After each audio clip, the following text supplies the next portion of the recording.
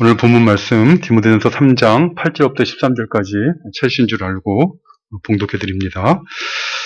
이와 같이 집사들도 정중하고 일구이언을 하지 아니하고 술에 임박히지 아니하고 더러운 일을 탐하지 아니하고 깨끗한 양심에 믿음의 비밀을 가진 자라야 할지니 이에 이 사람들을 먼저 시험하여 보고 그 후에 책망할 것이 없으면 집사의 직분을 맡게 할 것이요 여자들도 이와 같이 정숙하고 모함하지 아니하며 절제하며 모든 일에 충성된 자라야 할지니라. 집사들은 한 아내의 남편이 되어 자기와 자기 집을 잘 다스리는 자일지니 집사의 직분을 잘한 자들은 아름다운 지위와 그리스도 예수 안에 있는 믿음의 큰 담력을 얻느니라. 아멘. 우리가 지난주에는 예루살렘 초대교회가 교회 역사상 처음으로 7명의 집사, 직분자를 세우는 과정과 그 결과에 대해서 살펴보았습니다. 함께 읽으신 오늘 본문 말씀은 사도 바울이 자신의 영적인 아들이요 또 당시에 에베소 교회를 맡아 사역하고 있던 목회자인 디모데에게 교회가 세울 집사직에 대해서 교훈하고 있는 말씀입니다. 사도 바울은 오늘 본문 바로 앞에 있는 3장 1절부터 7절 말씀을 통해서 교회가 세울 장로에 대한 교훈을 먼저 했습니다. 어떤 사람이 장로가 되어야 하며 어떤 사람을 장로로 세워야 할 것인가에 대해서 교훈을 하였습니다.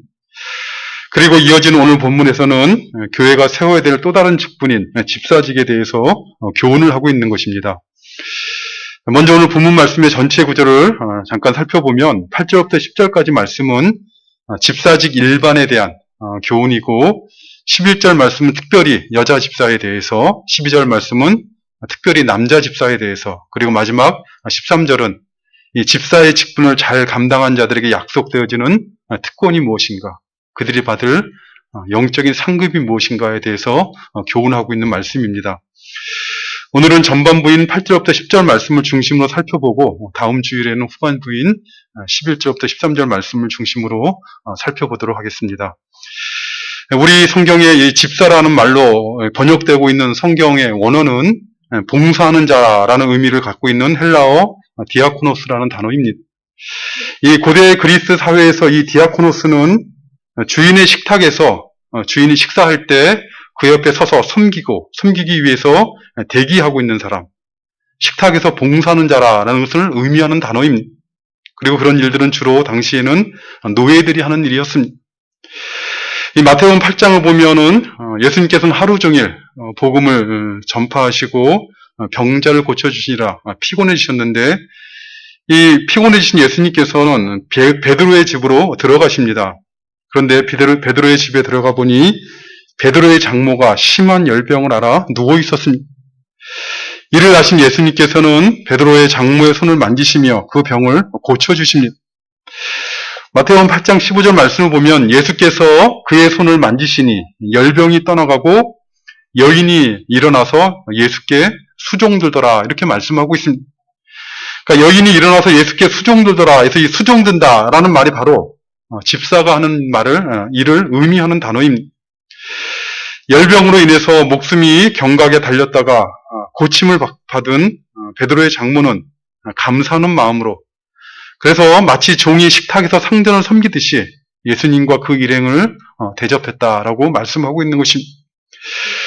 이처럼 성경에서 집사가 하는 봉사의 일이라는 것은 마치 병을 치료해주시는 주님의 은혜를 받은 베드로의 장모처럼 주님께서 베풀어 주신 은혜에 대한 감사하는 마음으로 자원해서 또 기꺼이 주님을 섬기기 위해 봉사하며 수고하는 것을 의미하는 것입니다.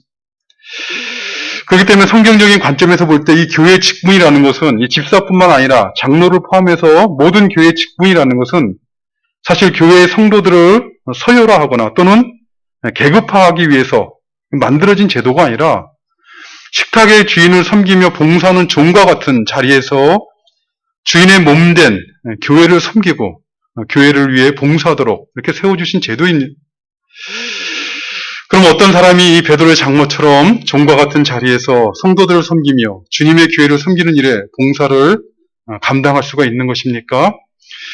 사실 주님의 교회를 섬기며 봉사하는 일이 갖는 의미는 무엇이겠습니까? 사람이 한평생을 살아가면서 여러 가지 일들을 하겠지만 모든 일들이 다 의미가 있고 가치가 있는 일들이겠지만 70이나 80, 요즘 100세 시대라고 합니다만은 100년을 못 사는 인생의 그 시간 중에 주님의 교회를 섬기며 봉사하는 일을 한다는 것은 참으로 영광스럽고 복된 일이요. 또 아무나 할 수 있는 일이 결코 아닙니다. 오늘 본 8절 이하의 말씀은 사도 바울은 이 주님의 교회를 섬기며 봉사하는 일을 맡은 집사의 직분에 대해서 이렇게 교훈을 합니다.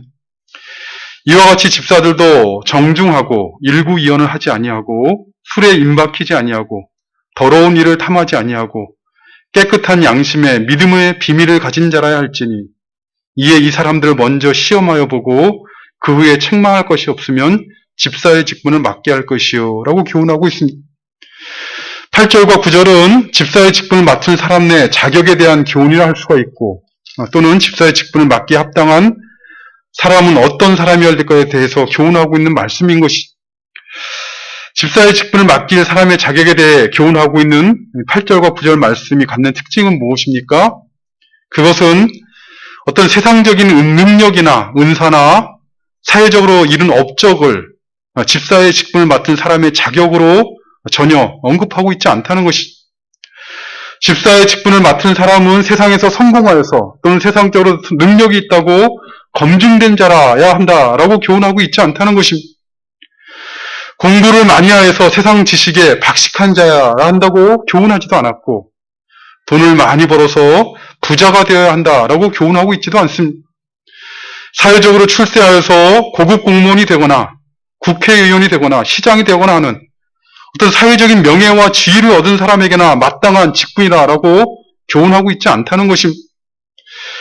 그럼 어떤 사람에게 집사의 직분을 맡기라고 하였습니까? 오늘 본문에 보면 5가지 내용을 언급하고 있는데 정중하고 일구이연하지 아니하고 술에 임박히지 아니하고 더러운 일을 탐하지 아니하고 깨끗한 양심에 믿음의 비밀을 가진 자야라 한다라고 교훈하고 있습니다. 이 5가지 일반적인 집사의 직에 대한 자격에 대한 내용은 사람이 가지고 있는 어떤 능력이나 은사나 사람이 갖고 있는 어떤 지혜에 대한 것이 아니라 그저 성품이나 인격, 특별히 신앙 인격과 관련된 말씀입니다. 사실 아무리 능력과 은사가 있더라도 아무리 일을 잘하고 유능하더라도 여기서 언급하고 있는 그런 성품, 신앙 인격을 지니고 봉사하는 것이 아니라면 그러한 봉사와 수고는 참된 의미에서 교회를 세우는데 유익한 봉사나 수고가 될 수 없는 것입니다. 우리가 얼마나 그런 일들을 많이 경험합니까? 신앙생활 하다 보면 일 잘하고 유능하지만 그러나 많은 사람들의 마음을 다치게 하고 그저 자기만 높이고자 하는 그런 사람들, 세상에서 사회에서 하는 그런 모습으로 교회에서 일을 하는 사람들을 얼마나 많이 목도하게 됩니다. 그런 방식으로선 참된 의미의 교회를 세울 수가 있는 것이 아니요. 그런 의미에선 참된 의미에서 교회를 위한 유익한 봉사와 수고라라고 말할 수 없다는 것이. 먼저 주님의 교회를 위해 봉사하는 집사는 정중하여야 된다라고 말씀하고 있습니다. 이 정중하다는 말의 원어적 의미는 존경을 받을 만한 이란 뜻입니다. 집사뿐만 아니라 장로나 목사도 마찬가지입니다만은 교회를 위해 섬기며 봉사하는 일을 한다고 해서 사람들이 다 존경하는 건 결코 아닙니다.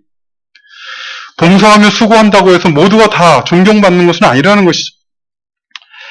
만일 교회를 섬기며 봉사한다고 하면서 자기 이름을 위해서 또는 자기 영광을 위해서 일을 한다면 외모만 보는 사람들은 속아서 그를 신앙이 좋은 사람이라고 칭찬하며 존경할지 모릅니다. 하지만 믿음으로 사는 신자들은, 분별력을 가지고 살아가는 신자들은 말은 안 하지만 아는 것이죠. 다 자기 이름을 높이기 위해서, 자기 영광을 위해서 봉사하고 수고하는 것을 아는 것입니다. 그러니 겉으로는 어떻게 대할지 모르지만 속으로는 존경하는 마음을 가질 수 없는 것입니다. 그러나 자기 영광이나 자기 이름을 위해서가 아니라 은혜에 대한 감사하는 마음으로 섬기는 사람, 자원에서 주님을 섬기는 믿음으로 봉사하는 사람은 참 믿음으로 사는 성도들로부터 존경할 만한 사람이라는 인정을 받게 되어 있습니다. 그러므로 집사의 직분을 맡을 사람은 주님의 은혜에 대한 감사하는 마음으로 믿음으로 봉사하고 자신의 이름이나 영광이 아니라, 자신의 이익이 아니라 주님을 섬기는 믿음으로 봉사하는 사람이어야 된다라고 교훈하고 있는 것입니다. 두 번째로 주님의 교회를 위해 봉사하는 집사는 일구이연하지 아니해야 된다라고 교훈하고 있습니다.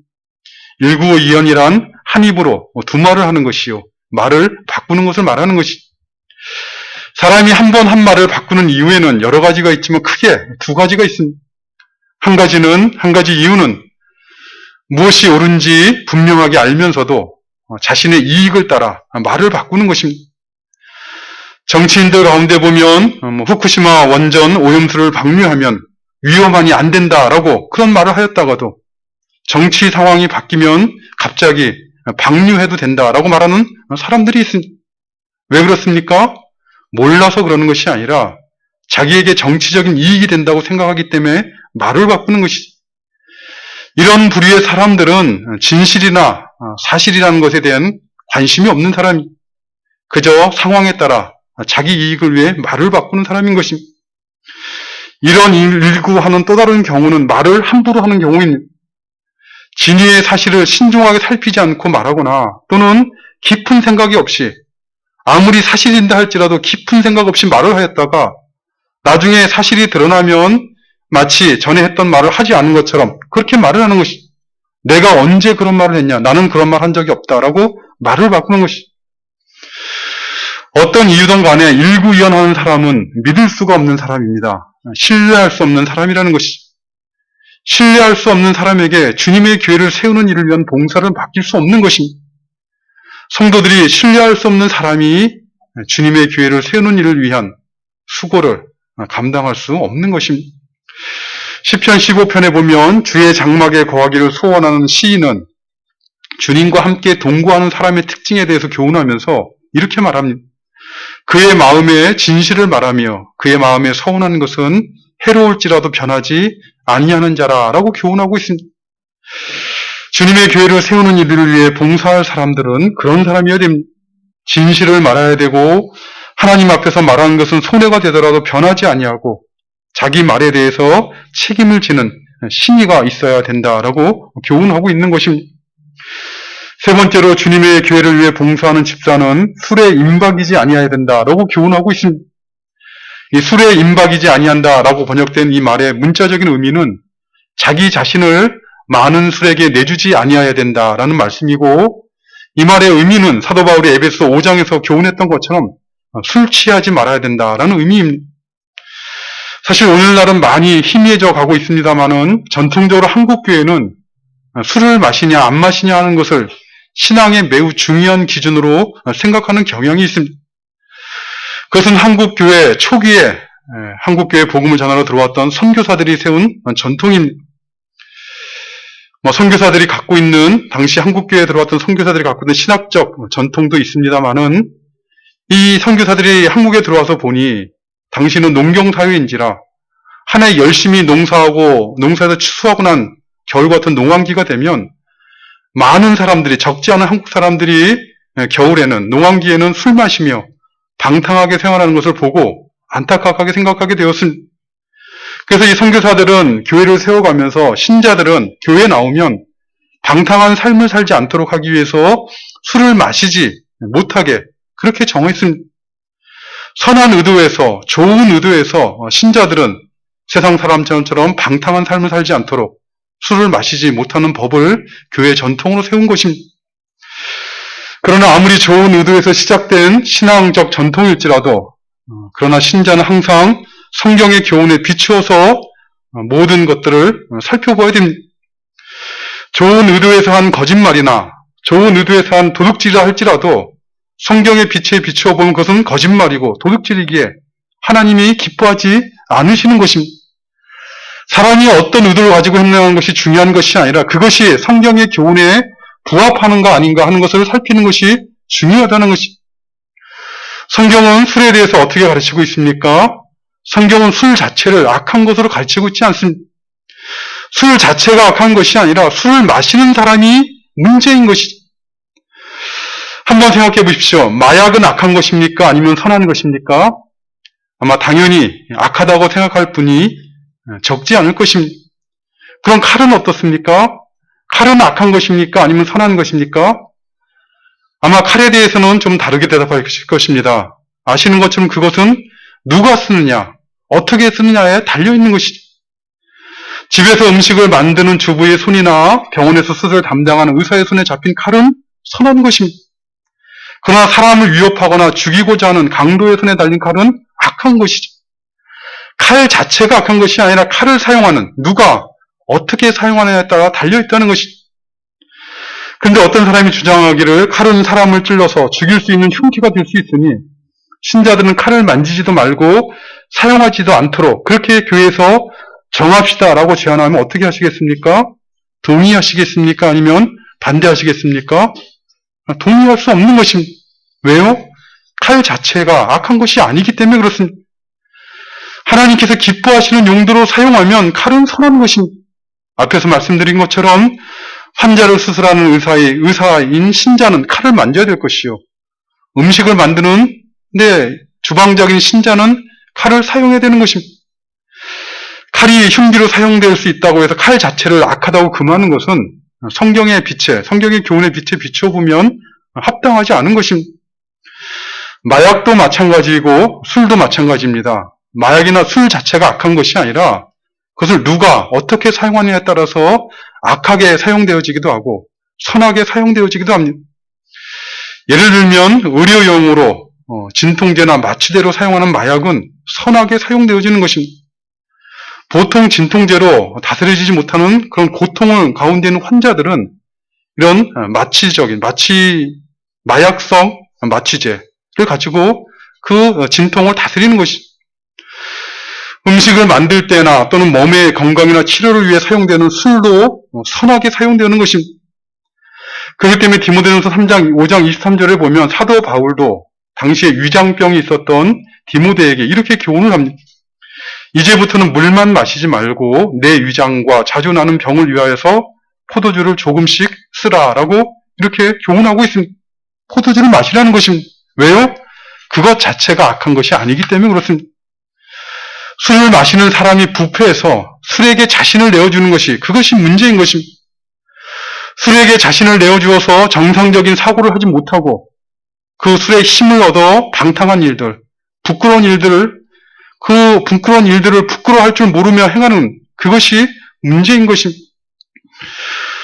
사도 바울은 디모데에게 술에게 자신을 내어주어서 정상적인 사고와 판단을 하지 못하는 사람들에게 주님을 위한 봉사하는 직분을 맡기지 말라는 것이 술에게 자신을 내어주어서 방탕한 일들, 부끄러운 일들을 부끄러워할 줄 모르고 행하게 되면 주님의 교회를 세워가는 것이 아니라 주님의 교회를 허무는 일을 하게 될 것이므로 주님을 위해 봉사하는 집사의 직분을 맡은 자들은 자신을 술에게 내어주지 않아야 된다라고 교훈했던 것입니다. 네 번째로 주님의 교회를 위해 봉사하는 집사는 더러운 일을 탐하지 아니해야 된다라고 교훈하고 있습니다. 사실 신자들이 살아가면서 이익을 추구하는 것은 그 자체로 악한 것이 아닙니다. 예를 들면 사업을 하는 성도들은 물건을 원가에 팔 수는 없는 것이죠. 원가에다가 비용을 붙이고 거기에 일정한 이익을 더해서 물건을 파는 그것이 정상입니다. 누가복음 19장 보면 예수님께서는 열무나 비유로 교훈을 하십니다. 어떤 귀인이 왕위를 받으러 먼 나라 갈 때 10명의 종들을 불러서 자신의 은하, 열무나를 각각의 종들에게 한 문화씩 나눠주면서 내가 돌아올 때까지 장사하라 이렇게 말을 합니다. 후에 왕위를 받아가지고 온 이 귀인은 은하를 맡았던 종들을 불러서 어떻게 장사했는지 계산합니다. 동일하게 한 문화를 받아 장사한 종들 중에는 10문화를 남긴 종이 있었고 또 5문화를 남긴 종도 있었습니다. 주인은 그들을 모두 칭찬하면서 고을을 다스릴 권세를 상급으로 줍니다. 근데 한 종은 칭찬을 하지 아니하고 장사를 하지 아니하고 그 주인이 준 한 문화를 수건에 쌓아두었습니다. 그가 수건에 쌓아 보관하였던 한 문화를 돌아온 주인에게 내어놓자 주인은 그를 악한 종이라 책망하며 심판을 하였습니다. 이처럼 하나님께서 주신 재물이나 은사나 무엇인지 그것을 가지고 하나님이 기뻐하시는 이익을 내는 것은 선하고 바른 것입니다. 그런데 오늘 본문에서 문제를 삼고 있는 이익은 문제를 삼고 있는 것은 더러운 이익을 탐내는 것입니다. 더럽다는 것은 이익을 내는 방식을 의미하는 것인데 부정한 방식, 곧 하나님께서 기뻐하지 아니하는 방식으로 이익을 내는 것을 의미하는 것입니다. 속이는 추와 거짓 저울을 사용하여서 이익을 내는 것이죠. 불법과 부정, 사기와 거짓말을 하면서 경제적인 이익을 취하는 것입니다. 근데 사람은 왜 이런 부정한 방식으로 이익을 얻고자 하는 것입니까? 그의 마음에서 역사하고 있는 탐심 때문에 그렇습니다. 어떤 이익을 얻고자 하는 강한 욕심이라 할 수 있는 탐심에게 자신을 내어주게 되면 부정과 불법을 행하게 되고 사기를 치고 거짓말을 하게 되는 것입니다. 근데 사도 바울은 골로새서 3장 25절에서 이 탐심의 본질이 무엇인가에 대해서 교훈을 하고 있습니다. 골로새서 3장 25절 말씀을 보면 그러므로 땅에 있는 지체를 죽이라 곧 음란과 부정과 사욕과 악한 정욕과 탐심이니 탐심은 곧 우상숭배니라 라고 교훈하고 있습니다. 탐심의 본질은 우상숭배라는 것입니다. 무엇이 사람들로 하여금 하나님이 아니라 재물이란 신을 섬기도록 하는가 살펴보았더니 바로 사람 안에 있는 탐심이 재물이라는 우상을 섬기도록 그렇게 사람을 만들더라는 것입니다. 탐심에 끌리게 되면 겉으로는 하나님을 섬기며 봉사한다 하면서도 실제로는 재물을 섬기며 봉사하게 되어 있습니다. 교회를 위해 어떤 봉사를 하고 수고한다 하면서도 사실은 세상적인 이익을 보고자 교회 일을 맡아서 하는 것입니다. 그렇게 되면 참된 봉사와 수고일 수가 없는 것이죠. 하나님의 것을 도둑질하게 되는 것입니다. 그러니 더러운 이익을 탐하는 사람은 집사로 세우지 말아야 할 것이요. 더러운 이익을 탐하지 않는 사람을 집사로 세워야 된다라고 교훈하였습니다. 다섯 번째로 오늘 본문 9절 말씀을 보면 깨끗한 양심에 믿음의 비밀을 가진 자여야 한다라고 교훈하고 있습니다. 양심이라는 것이 무엇입니까? 양심이라는 것은 선과 악을 분별하여서 선을 행하고 죄악에 대해서 경고를 보내는 사람 안에 있는 인격 안에 있는 내면적인 기관입니다. 선악을 분별하여 선을 행하고 악을 행하지 못하도록 자기를 교훈하고 만일 죄악을 행했을 경우는 그것을 생각하고 깨닫고 회개하도록 만드는 것이 이 원래 양심이 하는 일입니다. 근데 이 사람의 양심은 아담의 범죄 이후에 죄로 말미암아 완전히 없어진 건 아니지만 더러워졌다라고 말하고 있습니다. 더러워졌다는 것은 이 죄악에 대해서 선과 악에 대해서 무감각하여져서 죄에 대해서 관용하고 무감각한 상태가 된 것입니다. 죄를 지으면서도 죄를 정당화하고 때로는 죄를 부인하는 상태가 된 것을 양심이 더러워졌다라고 말하는 것입니다. 세상에 보면은 진화론자들은 주장하기를 뭐라고 주장합니까? 사람이 죄를 짓는 것은 아직 진화가 완성되지 못했기 때문에 죄를 짓는 것이다. 이렇게 말을 합니다. 사람이 완전하게 진화가 되면 죄를 짓게 되지 않는다는 것이죠. 그러니 죄 짓는 것은 진화가 완전하게 완성되지 못했기 때문에 짓는 것이니 오히려 사람에게는 자연스러운 것이다. 그래서 도덕적인 어떤 책임이 있는 것은 아니라라고 주장하면 죄 짓는 것을 정당화합니다. 사회가 죄악으로 치닫는 것은 이런 진화론자들의 생각이 그 사람들의 마음을 지배하고 있기 때문에 그런 것이죠. 환경 결정론자들은 사람이 죄를 짓는 것은 그 사람의 잘못이 아니라 그 사람이 처한 환경 탓이다라고 말합니다. 환경 때문에 죄를 짓는 것이지 그 사람이 그 환경만 아니었으면 죄를 짓지 않는 것이다 라고 해서 죄 짓는 것에 대한 책임을 환경에게 맡기는 것이죠. 이런 진화론자들이나 환경 결정론자들은 마치 뭔가 지식을 가진 학자인 것처럼 매우 고급스러운 단어를 사용하면서 어두운 지식을 자랑하지만 그들의 본질은 양심이 더러워져 있는 것입니다. 양심이 더러워져 있기 때문에 그 이성을 가지고 죄악들을 당연시하거나 정당화하는 그런 것들을 사람들한테 가르치고 있는 것이죠. 그러나 신자들은 깨끗한 양심을 가진 사람들입니다.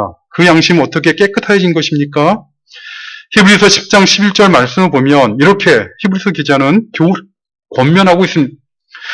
우리가 마음의 뿌림을 받아 악한 양심으로부터 벗어나고 몸은 맑은 물로 씻음을 받았으니 참 마음과 온전한 믿음으로 하나님께 나아가자. 우리는 어떤 사람입니까? 예수 그리스도를 믿는 신자들 말하는 것이죠. 우리는 악한 양심, 더러운 양심으로부터 벗어났다라고 이렇게 교훈하고 있습니다. 어떻게 벗어나는가 하면 스스로 깨끗해진 것이 아니라 예수 그리스도의 보혈로 마음의 뿌림을 받아서 그 양심이 깨끗함을 잊게 된 것입니다. 이렇게 그 양심이 그리스도의 보혈로 깨끗해진 사람의 특징은 무엇입니까? 그것은 그 반대에 있는 사람, 반대로 양심이 화인받은 사람이 어떠한 것을 통해 분명하게 확인을 할 수가 있습니다. 오늘 본문 말씀 다음 장인 디모데전서 4장 1절과 2절 말씀을 보면 이렇게 교훈하고 있습니다. 그러나 성령이 밝히 말씀하시기를 후일에 어떤 사람들이 믿음에서 떠나 미혹하는 영과 귀신의 가르침을 따르리라 하셨으니 자기 양심이 화인을 맞아서 외식함으로 거짓말하는 자들이라 라고 교훈하고 있습니다. 종말의 때에는, 마지막 날에는 예수님을 믿는다고 하면서도 실제로는 믿음에서 떠나 미혹하는 영과 귀신의 가르침을 따르는 자들이 있을 것이라는 것입니다. 그것을 성령께서 친히 밝히 말씀하여 주셨다는 것입니다. 근데 이 믿음에서 떠나 미혹하는 영과 귀신의 가르침을 따르는 자들은 양심의 화인을 맞은 자들의 거짓에 속아서 따른다라고 말씀하고 있는 것입니다. 이 화인이라는 것은 불인두로 를 의미하는데 화인 맞았다라는 것은 양심의 불인두로 도장을 찍어서 자기들의 악한 행동에 대해서 무감각해진 상태를 의미하는 것입니다. 이렇게 양심에 화인 맞은 사람들의 특징은 거짓말하는 것이요, 다른 사람을 속이는 것입니다.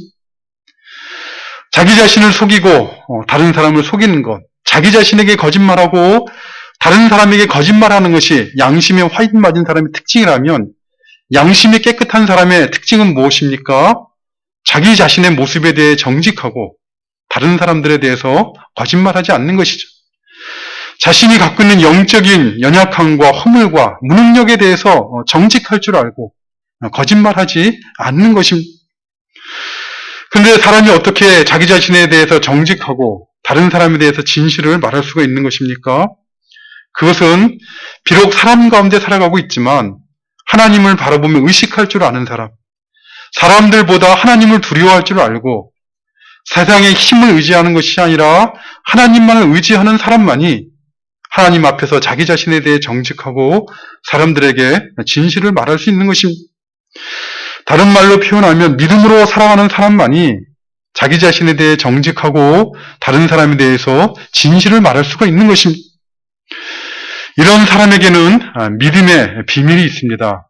믿음의 비밀이라는 것은 믿음으로 살아가는 사람만이 아는 영적인 지식을 의미하는데 믿음으로 살아가는 사람들은 믿음으로 살아가는 사람들 가운데 역사하시는 하나님에 대한 영적인 지식, 영적인 감각, 영적인 이해가 있다는 것이죠. 그들은 하나님이 어떤 분이신가, 하나님의 도우심과 보호하심에 대한 체험적인 그런 확신을 그가 갖고 있는 것입니다. 사무엘상 17장을 보면 블레셋과 골리앗이 대군을 이끌고 이스라엘을 침략해온 그러자 이스라엘의 첫 번째 왕이 된 사울 왕과 이스라엘의 백성들, 군사들은 모두가 두려워하며 떨었으니 당시 아버지 이새의 명으로 전쟁에 나간 형들의 안부를 알아보려 이스라엘 진영을 찾아갔던 다윗은 그 모든 형편들을 파악하고 난 후에 사울 왕 앞에 나가서 이렇게 말합니다. 여호와께서 나를 사자의 발톱과 곰의 발톱에서 건져내셨은즉 나를 이 블레셋 사람의 손에서도 건져내시리이다. 사실 이스라엘 백성들은 하나님의 백성이라, 하나님을 알고 하나님을 섬기는 백성들이라 이렇게 스스로 자부하는 사람들이었습니다.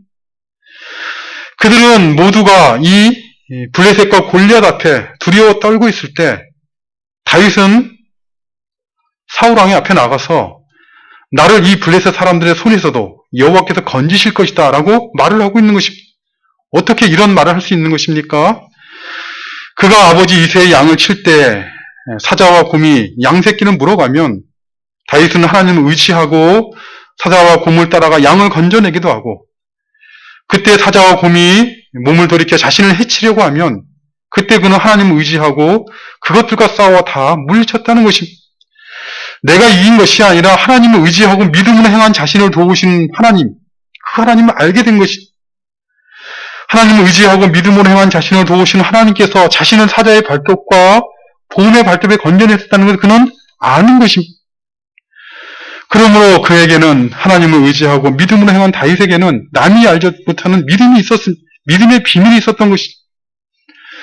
이스라엘 백성들, 이스라엘의 왕인 다윗, 사울도 알지 못했던 믿음의 비밀이 있었다는 것입니다. 여호와 하나님께서 하나님을 의지하고 믿음으로 사는 자신을 지키시고 보호하실 것이라는 걸 알고 확신하는 믿음이 있었기 때문에 그는 이스라엘 군대가 다 무서워 떠는 골리앗의 손에서도 자신을 건져내실 것이다 라고, 이기게 하실 것이다 라고 확신하며 사울 왕에게 그렇게 말하는 것입니다. 이런 것이 믿음의 비밀이라는 것입니다. 믿음으로 살아가는 신자들만이 가지는, 세상이 알 수 없는 살아계신 하나님께서 행하시는 일들에 대한 신뢰와 확신을 가지는 것입니다. 그래야지만 감사함으로 또 자원함으로 기쁨으로 확신을 가지고 봉사하며 헌신할 수가 있는 것입니다. 오늘 본문 10절을 보면 사도 바울은 디모데에게 교훈하기를, 이에 이 사람들을 먼저 시험하여 보고 그 후에 책망할 것이 없으면 집사의 직분을 맡게 할 것이요 라고 교훈하였습니다. 시험하여 보고 책망할 것이 없으면 집사의 직분을 맡게 할 것이요 라는 말씀을 반대로 하면, 시험하여 보고 책망할 것이 있으면 그 집사의 직분을 맡게 하지 말라라 라는 말씀인 것이죠. 누구에게 일을 하라는 것입니다. 하십니까? 목회자인 디모데에게 내가 시험하여 보고 그렇게 하라 라고 말하고 있는 것이 아니라, 에베소 교회 교인들에게 그렇게 해야 될 것을 교훈하여서 교인들로 하여금 집사를 세울 때 먼저 시험하여 보고 그 후에 책망할 것이 없으면 그 집사의 직분을 맡게 하라 라고 교훈하고 있는 것입니다. 집사를 세우는 일에 대해서 성도들에게 교훈할 책임은 디모데 목회자에게 있지만, 집사를 세우는 일은 교회가 함께 감당해야 되는 일인 것입니다. 사실 교회를 위해 봉사하고 수고할 직분자를 세우는 일은 매우 귀하고 복된 일입니다.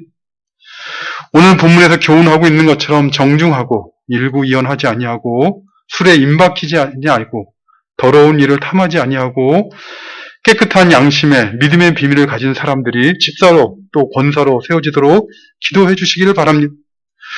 오늘 본문에서 교훈하고 있는 것처럼 집사와 권세로 세워질 분들이 교회를 위해 섬기며 봉사할 때 정중하고 또 일구이연하지 아니하고 술에 임박히지 아니하고 더러운 일을 탐하지 아니하고 깨끗한 양심에 믿음의 비밀을 가지고 교회를 섬기며 봉사할 수 있도록 기도하며 또 함께 협력하며 함께 교회를 세워가도록 도와주시기를 간절히 바라는 것입니다.